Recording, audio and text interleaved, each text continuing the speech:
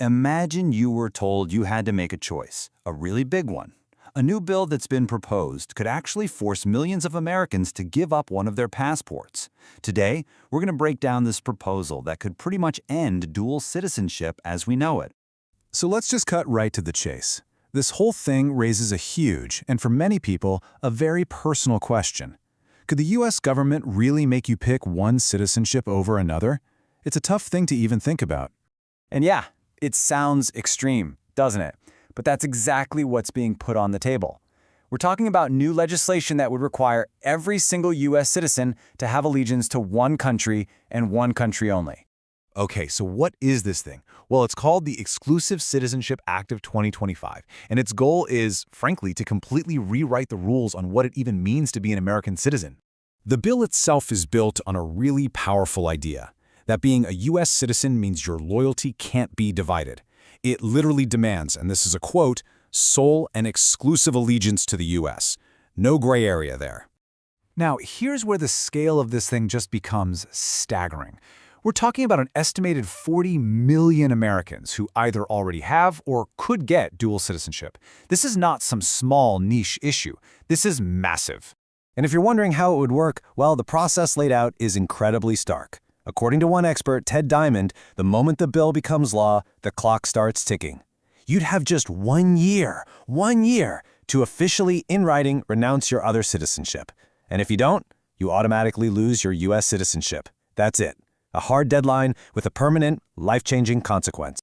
So you have to ask, what is the thinking behind a proposal this dramatic?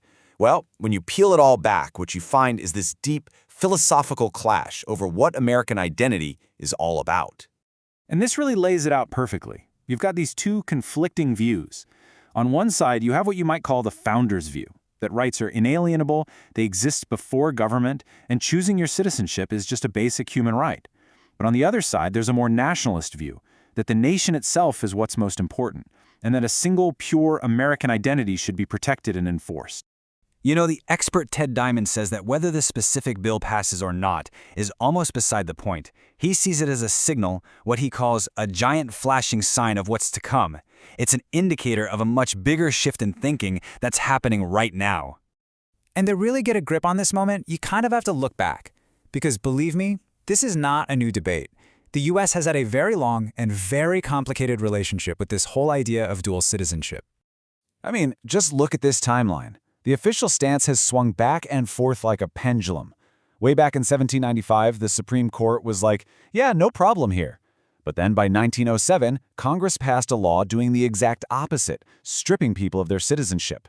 Then, fast forward to 1967, and in a huge landmark case, the Supreme Court swings all the way back, saying, nope, this is an inalienable right. And here's the really crucial point for today.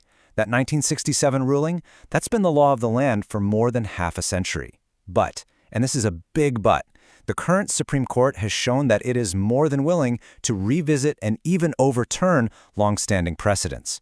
So a right that we all thought was completely settled could very well be back up for debate.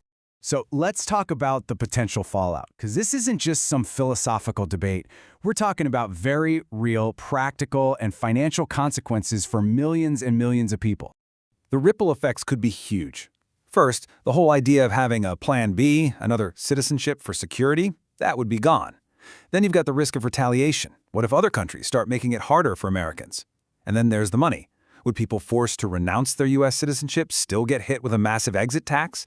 And what about all the tax revenue the US would lose from citizens choosing to leave? It's a lot to consider. And that expert, Ted Diamond, he uses this really simple but powerful analogy to make his point. He says putting all your eggs in one basket is a risk. If that basket falls, everything breaks. And, he says, countries are baskets. It's a pretty compelling way to think about it. So ultimately, this whole debate forces us to ask a really fundamental question about the future. In a world that feels more and more unpredictable, is tying all of your rights, your wealth, and your entire identity to just one country the safest way to go? Or is having more than one option the new definition of security? That's really the question we're left with.